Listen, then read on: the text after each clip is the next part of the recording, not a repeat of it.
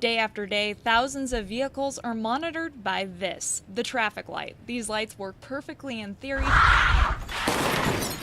but throw in some human error, that changes everything. When people are not paying attention, driving dangerously, speeding excessively, and so you could end up with a fatal accident truly any spot on the street system. Red light running falls under all of these categories. It breaks the law, and it can also do a number on the car and its driver. T-bone accidents, they tend to be our most dangerous accidents and most likely to get hurt in a signalized intersection. There's not a lot of protection in a car. If you get hit on your driver's side door, that's pretty much just the door there to help block you from that impact. Red light accidents can happen anywhere, but according to police data, they ticket in some locations more than others. So, which 5 intersections had the most? Well, out of the 100 accidents CSPD listed, North Nevada and I-25 are responsible for 7%.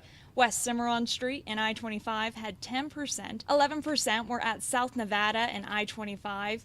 East Woodman Road and I-25 had 12%, and the worst one was. Right now, I-25 and South Tejon sit at 18%, and because these accidents are some of the most dangerous, getting tips from the experts could save you and your family. First thing is first, when turning left on a green light, don't enter the intersection unless you can clear that intersection. Sometimes the gap won't happen, so they just wait till the light turns red and then they go and 2 cars behind them start to go. Each car that chooses to risk it is also risking a T-bone accident. Another thing to note, a yellow light doesn't mean caution, it doesn't mean speed up. It literally means clear the intersection, and if you can safely stop, you should do so. Now to the driver's seat. Let's do this. With one of the Master Drive experts. Did you know when it comes to green lights, timing is everything? As we look down the road here, we can see this light at the bottom of the hill. It's green. It's been green for a while.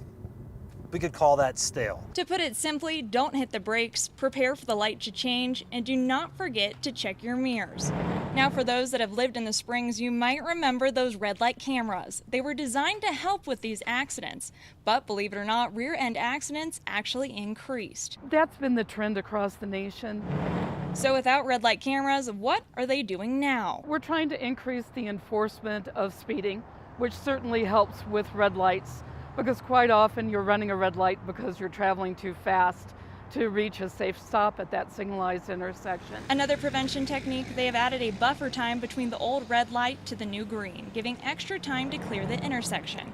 After all, none of us want these accidents to happen ever again. People just have to be aware that Colorado Springs is no longer a small town. It's a big city.